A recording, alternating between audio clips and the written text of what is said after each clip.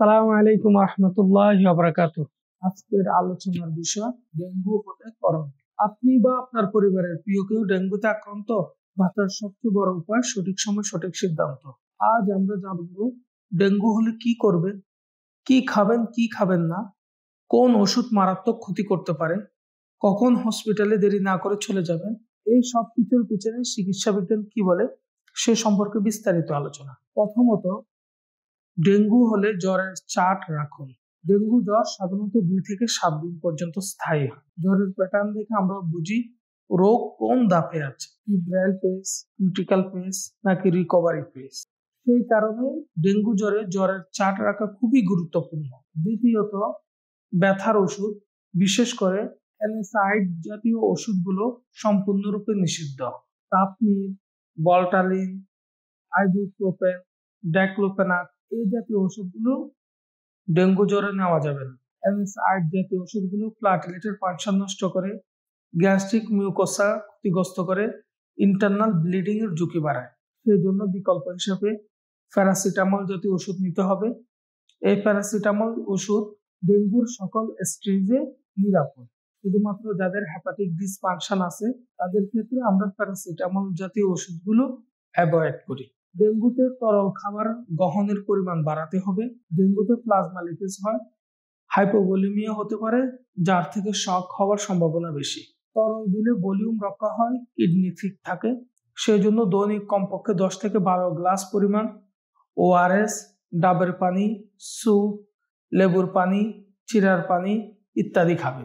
ডেঙ্গুতে মশারি ব্যবহার করা বাধ্যতামূলক। ডেঙ্গু ছড়ায় এডিস মসকিউটোর মাধ্যমে।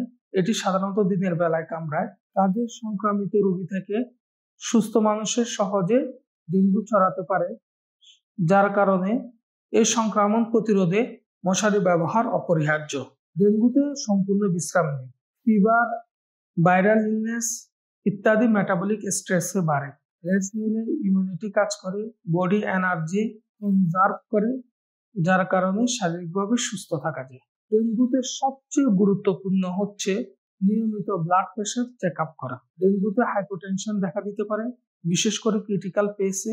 যদি ব্লাড প্রেশার কমে যায় তাহলে সেটি ডেঙ্গু শক সিন্ড্রোমের অন্যতম লক্ষণ। সাধারণত ন্যারো পালস প্রেশার, হাইপোটেনশন ইত্যাদি দেখা গেলে আমরা ডেঙ্গু শক সিন্ড্রোমের আর্লি সাইন হিসেবে বিবেচনা করি। কোন চিহ্নগুলো দেখলে দেরি না করে দ্রুত হসপিটালে নিয়ে যাবে? পেট ব্যথা, বারবার বমি হওয়া, নাক, মুখ, পায়খানার রাস্তা দিয়ে রক্ত বের হওয়া কিংবা এই ধরনের কোনো আলামত থাকা, শ্বাসকষ্ট হওয়া, প্রেশার কমে যাওয়া, অতিরিক্ত দুর্বলতা, এগুলো মানে রোগী ক্রিটিক্যাল ফেজে প্রবেশ করেছে, যেখানে মৃত্যুর ঝুঁকি সবচেয়ে বেশি। কাজে দেরি না করে রোগীকে দ্রুত হসপিটালে নিয়ে যেতে হবে। ডেঙ্গু কখনো গাফিলতির কোনো রোগ না। ভুল ওষুধ, ভুল সিদ্ধান্ত জীবন নিতে পারে। আপনার একটুখানি সতর্কতা একটা পরিবারের মুখে হাসি ফেরাতে পারে। ভিডিওটি অন্যদের সাথে শেয়ার করুন। আপনি হতে পারেন একজন জীবন রক্ষাকারী। আজকের আলোচনা এই পর্যন্তই। অন্যদিন অন্য কোনো গুরুত্বপূর্ণ বিষয় নিয়ে আলোচনা হবে।